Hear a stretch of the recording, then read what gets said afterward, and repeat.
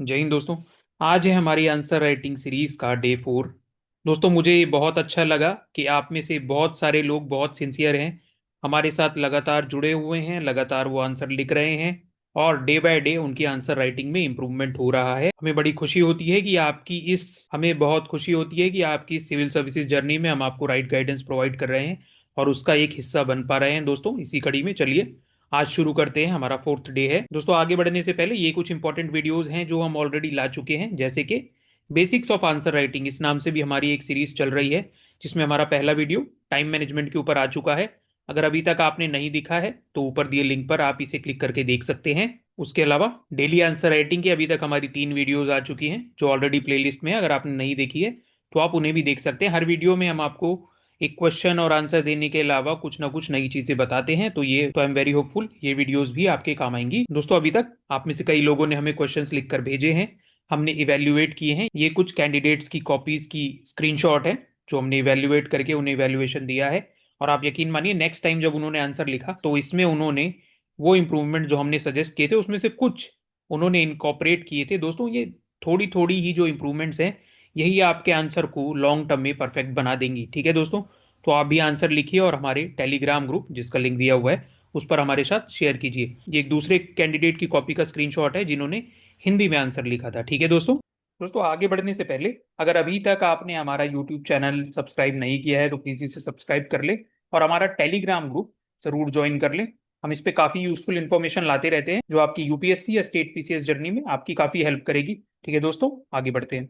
दोस्तों आप सबकी इतनी कॉपीज देखने के बाद मुझे एक चीज तो समझ आ गई। अभी तक आप में से कई कैंडिडेट्स को यही नहीं पता कि एक परफेक्ट आंसर, एक हाई मार्क फेचिंग आंसर है ना, एक ऐसा आंसर जो आपको ज्यादा से ज्यादा मार्क्स दिलाए, उसके इंग्रेडिएंट्स होने क्या चाहिए।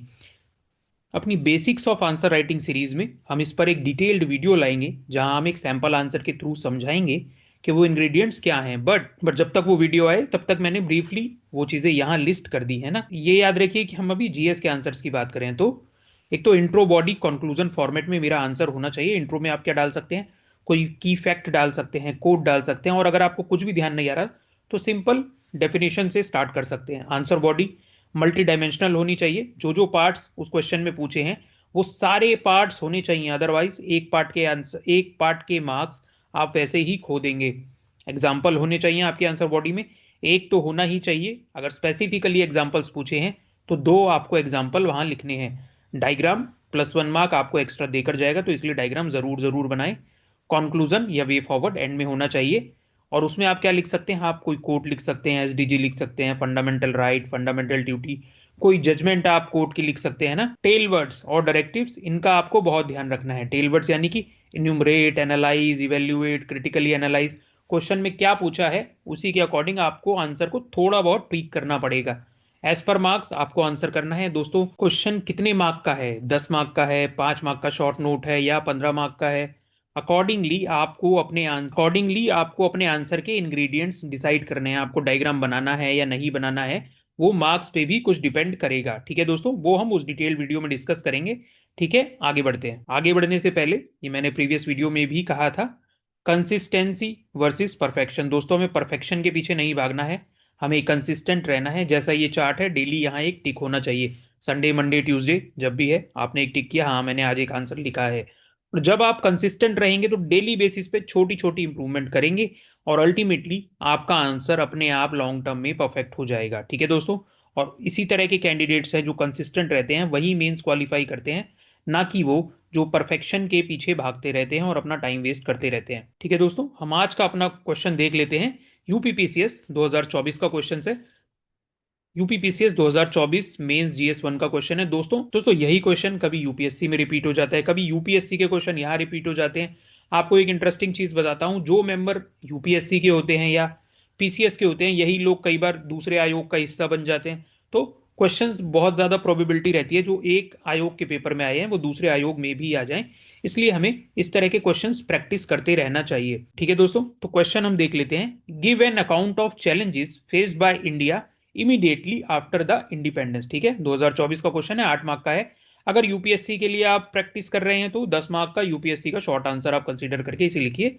हिंदी में पढ़ लेते हैं। स्वतंत्रता के तुरंत बाद भारत के समक्ष चुनौतियों का लेखा जोखा प्रस्तुत कीजिए। जिस भी लैंग्वेज में, हिंदी या इंग्लिश, जिस भी लैंग्वेज में आप पेपर देना चाहते हैं उसमें आप लिखकर हमारे टेलीग्राम चैनल पर शेयर कर दीजिए। ठीक है दोस्तों? ठीक है, आप आंसर लिखें और हमारा टेलीग्राम ग्रुप, ये लिंक दिया हुआ है, इस पर सबमिट करें। इवेल्युएट करके हम आपको इवेल्युएटेड कॉपी देंगे, जिससे आपकी आंसर राइटिंग इंप्रूव होगी। तो इस तरह की शीट पर यह आंसर लिखना है ताकि आपको ये आइडिया रहे कि आपके पास कितना स्पेस है। ठीक है, इस तरह की शीट मिलती है, जितनी ज्यादा आप प्रैक्टिस करेंगे उतनी ज्यादा आपकी आंसर राइटिंग रिफाइन हो जाएगी। दोस्तों, अगर आपके पास इस तरह की नोटबुक नहीं है तो नीचे हमने एक लिंक दिया है, वहां से आप इसे ऑर्डर कर सकते हैं। और अगर वो भी आप नहीं चाहते हैं, सिंपली आपके पास जो आंसर बुक है उसमें दोनों तरफ आप एक हाशिया खींचिए। ठीक है, प्लेन शीट रहे, ताकि यूपीएससी में और यूपीपीसीएस में जिस तरह की आंसर शीट आपको मिलती है उससे आप फेमिलियर रहें। ठीक है, प्लेन शीट लीजिए, दोनों तरफ लाइन खींचिए और अपना आंसर उस पर लिखिए, टाइमिंग के साथ। ठीक है दोस्तों, टाइमिंग बहुत इंपॉर्टेंट है। इस टेलीग्राम ग्रुप पर आप हमें शेयर कीजिए। कोई आपकी फर्दर क्वेरी हो, आप हमारे कमेंट सेक्शन में हमसे पूछ सकते हैं। ठीक है दोस्तों, मिलते हैं शाम को जब हम इस आंसर का इवैल्यूएशन करेंगे। ठीक है दोस्तों, जय हिंद, जय भारत।